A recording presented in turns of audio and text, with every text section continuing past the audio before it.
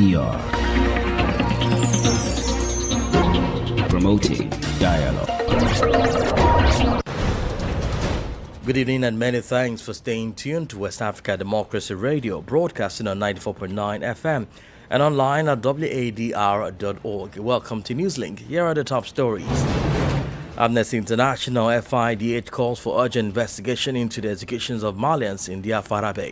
We expect more, such as a clear investigation that will come to its conclusion and for a trial during which the people of Dakar will be allowed to know why their brothers were killed in all impunity by the Malian army. Nigeria's central bank announces stability in the economy and fuel investors' confidence. Authorities in Ghana's capital Accra begin city cleanup operation as hundreds of traders affected. This will not stop today. At least today we've seen that there have been significant improvement in movement by vehicles and the pedestrians, and we hope this will continue. But now sacking us is like we are going to home and we would come more because the thing is this is what we do to eat. And in Senegal, military dismantles 3 illegal gold mining sites, arrests 47 suspects. Please stay tuned for details of the stories and more. Here is a more edit with Newslink.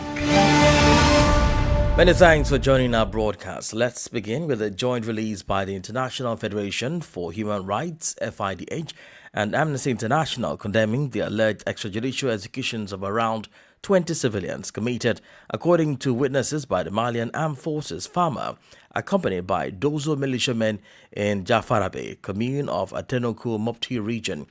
The organizations are calling on the Malian judicial authorities to conduct an independent, impartial and prompt investigation to shed light on these events and bring the perpetrators to justice.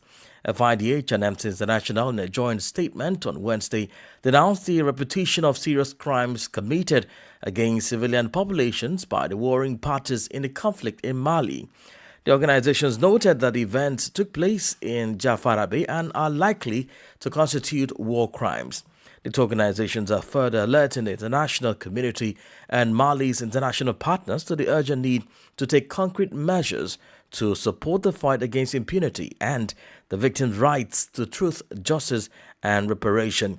Osman Jallo is a senior researcher at Amnesty International's Regional Office for West and Central Africa. The press release that we published this morning, jointly with the FIDH, denounces the execution of 22 market goers in Jafarabe town on the 12th of May last week by the Malian army and by local militias that are called the Dozos and that are based in and around Jafarabe. So we call on an impartial investigation into these extrajudicial executions and for all those individuals, military or others, that are responsible for the death of these 22 persons to be tried in before court in the respect of fair trial standards. There was a reaction by the Malian government last week, sometime on the 16th. Does that cover this particular report, which is jointly presented by your organization and the International Federation for Human Rights, FIDH? So on the 16th of May, the joint staff of the Malian army did a public release talking about allegations of killings in Jafarabe and promising to investigate. We know that on the 14th there was a delegation of gendarme and military provost that was deployed in Jafarabe to talk with the community and to take investigative measures about what was happening or what has happened. So there has been a little movement on this side from the Malian army, but we expect more, such as a clear investigation that will come to its conclusion and for a trial during which the people of Jafarabe will be allowed to know why their brothers, their husbands, their cousins were killed in all impunity by the Malian army. Osman Jallo is a senior researcher at Amnesty International's Regional Office for West and Central Africa. In Chad, former Prime Minister and opposition leader Success Masra was placed this Wednesday in pre-trial detention, according to his lawyers, before being sent to the prison in Klesum. He's been prosecuted for alleged acts of incitement to hatred the constitution and complicity of armed gangs, complicity in murder and arson, among others. The Transformer leader was arrested on May 16, charged justice suspects that he is involved in community clashes that have resulted in more than 40 deaths. Saklo Janko completes the story. The Transformers Party, founded and led by Success Masra, has repeatedly denounced the legal proceedings initiated following the arrest of several of its members.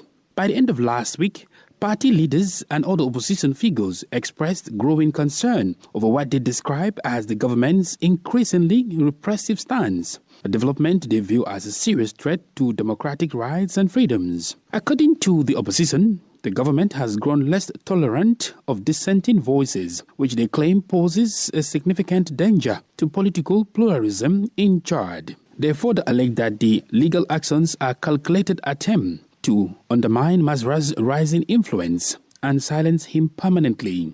In response, the Minister of Communication and Government spokesperson issued a statement asserting that the judicial process will proceed independently, emphasizing that no one is above the law.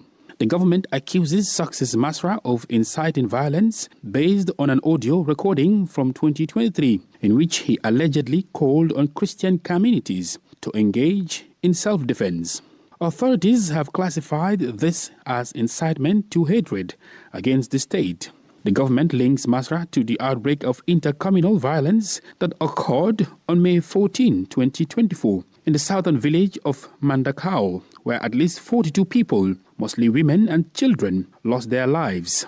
Masra is accused of being the instigator of the deadly conflict. Sakli Janko filed that report. Meanwhile, Nigerian President Abdurrahman Chani has received a ministerial delegation from the AES in Niamey on Wednesday, who came to present La Confederale, the official anthem of the Confederation, 2 days after a similar audience granted to his Burkinabe counterpart in Ouagadougou. Augustin Kuli completes the story. 2 days after the audience granted in Ouagadougou by Captain Ibrahim Traoré to a ministerial delegation who came to present the anthem of the Confederation of Sahel States, AES, Nigerian President Abdurrahman Chani in turn received the project called La Confederale this Wednesday. The delegation included Mahmoud Daffey, Malian Minister of Handicrafts, Culture, the Hotel Industry and Tourism, and Piwende Gebra-Ouedraogo, Burkinabe Minister of Communication, Cultural Arts and Tourism. In both Niamey and Ouagadougou, the project leaders presented La Confederale as an identity anthem, retracing the founding values, shared aspirations and collective ambitions of Mali, Burkina Faso and Niger. According to Mahmoud Daffey, this musical, poetic and mobilizing work is in keeping with the AES symbols alongside the flag and logo. The process of developing the anthem was marked by extensive consultation, assemblees conducted by cultural experts, and validation by the ministers responsible for culture of the three countries. Following the presentation phase to heads of state, the next steps include a simultaneous official launch, its broadcast in military bands, and its learning in schools. Augustin Kuli with that report. More stories coming up on West Africa Democracy Radio. Newslink continues. In Nigeria, amid growing rumors of a possible coalition among opposition leaders to unseat President Bola Tinubu in 2027, the presidential candidates of the Labour Party in the 2023 election, Peter Obi, says the only coalition he is interested in is the one against hunger, poverty, and the terrible state of healthcare and education in Nigeria.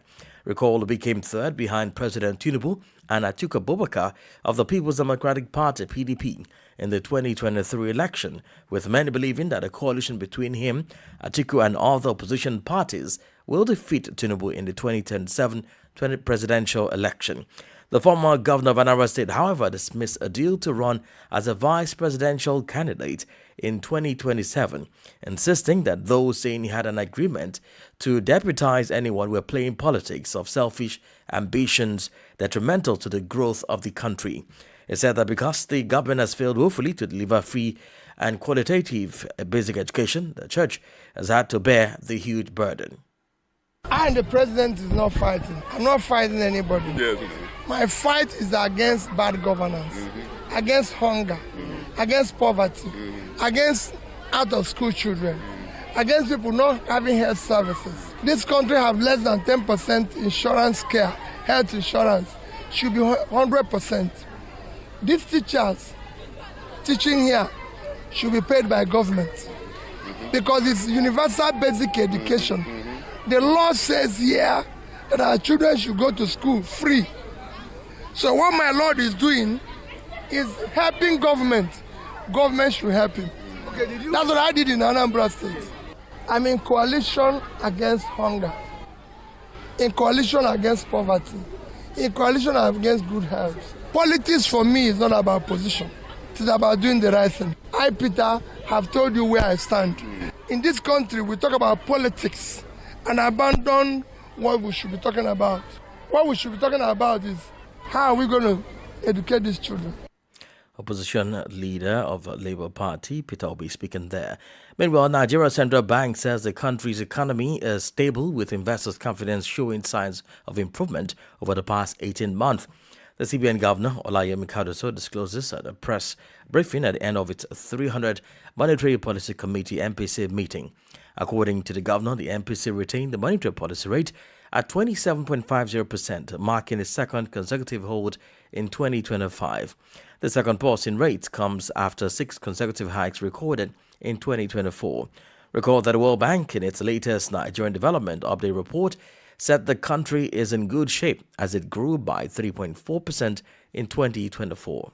There have been positive endorsements from, all kinds of bodies that make it a point of duty to observe and critique the moves that various countries are making to ensure they have stability in their economies. Now, I think it's important to say that investors, and let's face it, without investments, economies don't grow. Investors don't go to where there's instability. So I think that is the first thing to understand. On the journey, and this is a journey, investors don't go out to invest to lose money. They go out to invest because there's stability in an economy and they can plan. With that stability comes confidence. With confidence comes investment. And with investment comes growth and output. I think that's definitely the trajectory that you will find in all countries of the world. We obviously have been through a long period of instability. And I think that clearly what is being recognized is that the Nigerian economy is now stable and there's interest in those who want to invest to now invest. Nigeria's Central Bank Governor Olayemi Kadoso speaking there. In Ghana's capital, the Accra Metropolitan Assembly AMA has launched a decongestion exercise aimed at restoring law and order in the Central Business District, CBD, and other affected areas. The 3-day operation, which began on Tuesday, involves the removal of unauthorized structures, mobile vendors, and other encroachment obstructing public pathways and roadways. WDL's Accra correspondent Nadia Tite reports. A combined task force made up of the Accra Metropolitan Assembly, AMA, the Klotikoli Municipal Assembly, and the Ghana Police Service has begun a citywide decongestion exercise aimed at restoring order in the capital. The operation started at Tudu and moved through Makola, CMB, Nkrumah Circle, ending at the Kaneshi Market area, key commercial hubs often choked with pedestrian and vehicular traffic due to street trading. According to the task force, the exercise is not just about clearing the streets, but improving traffic flow, enhancing sanitation, and ensuring overall orderliness in the city. Addressing the media, the mayor of Accra, Michael Kpakpo Alote, reaffirmed his commitment to making the capital clean and decongested. As I said, I don't give promises and I don't stand by the promises. Whatever I say, I do. So what I'm saying is that this exercise is not a 9-day wonder. We are on the streets, so we make sure that the roads are clear. The municipal chief executive of the Klotikoli Municipal Assembly, Alfred Gazy, also urged traders to comply with the guidelines and avoid returning to the pavements. This will not stop today. At least today, we've seen that there have been significant improvement in movement by vehicles and the pedestrians. And we hope this will continue. We'll be doing this till Friday to see how the orders are being complied with and how traders are taking this exercise serious. However, some traders were back on the streets by the second day of the exercise. They argue that they have no alternative locations to sell their goods and are appealing to authorities to provide designated market spaces. In a way, when they give us measures to follow, we do that. But now sacking us is like we are going to home and we would come more because the thing is this is what we do to eat. We have kids here, I'm a Ghanaian. They're sacking us. What do you want us to go and do? It's either prostitution or we go into the Galamsey or any other thing that we feel would benefit us. We are pleading with the mayor to have mercy. This is where we make a living. We are asking the mayor to allow us stay. We will stay out of the road so vehicles and pedestrians are not obstructed. We beg him. We are willing to stay in the demarcated areas. And when the day ends, we clean up because if they kick us out, we really have nowhere to go. As Accra continues to grapple with the challenges of urban growth, city authorities insist the decongestion exercise will continue in the days ahead, aimed at reducing congestion, improving sanitation, and making the city safer and more orderly for all. For WADR, Nadidi Tete, Accra. You're listening to Newslink on West Africa Democracy Radio, 94.9 FM Dakar, and online on wadr.org. Here's a reminder of our top stories. Amnesty International FIDH called for urgent investigation into the executions of Malians in Dakar. Nigeria's central bank announces stability in the economy being fueled by investors' confidence. Authorities in Ghanaian capital Accra begin city cleanup operation as hundreds of traders affected. Still ahead in the news, in Senegal, military dismantle 3 illegal gold mining sites, arrest 47 suspects. We do have a guest interview and sports news. Please stay with us. Fresh and breaking news all the time. Hear it first as the news breaks, only on West Africa Democracy Radio. Newslink continues.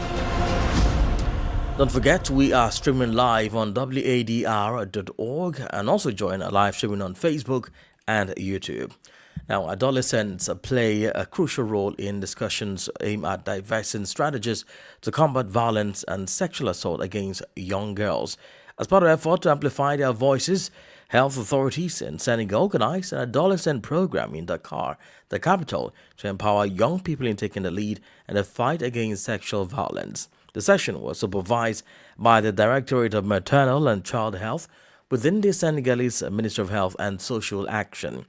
Margaret Janian, the head of the Adolescent Division at the Directorate of Maternal and Child Health, is also a member of the steering committee. We realized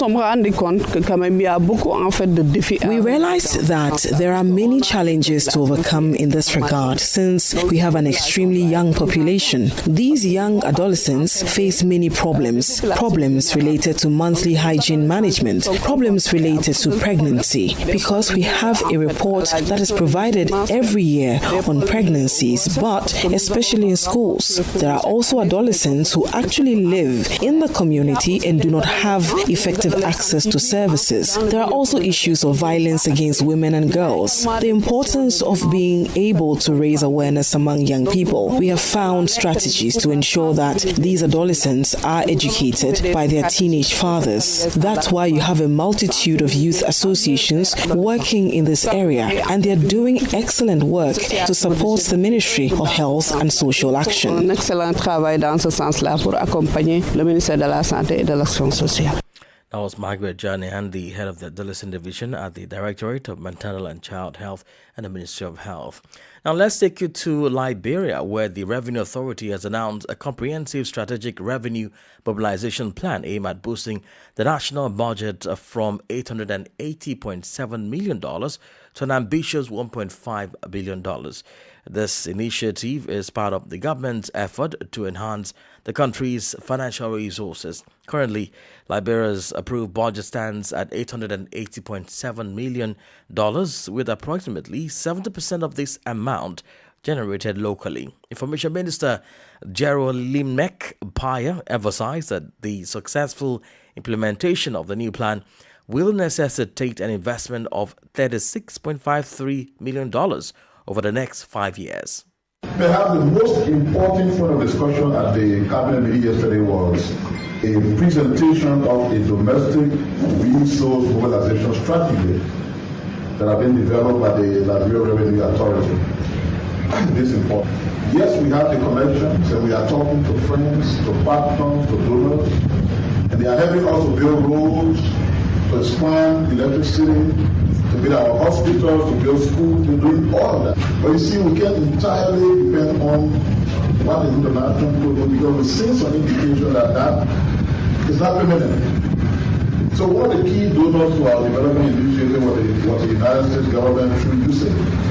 And you all saw what happened when the USAID started pulling back in most of their support. So that was a lesson to tell us that we need to do more as far as domestic resource mobilization is concerned. So the LRA has developed a strategy on how they can enhance domestic resource mobilization. They had a presentation at that cabinet meeting. Very excellent plan or strategy. The cabinet was pleased with the content of the plan, and the cabinet gave for endorsement to the plan.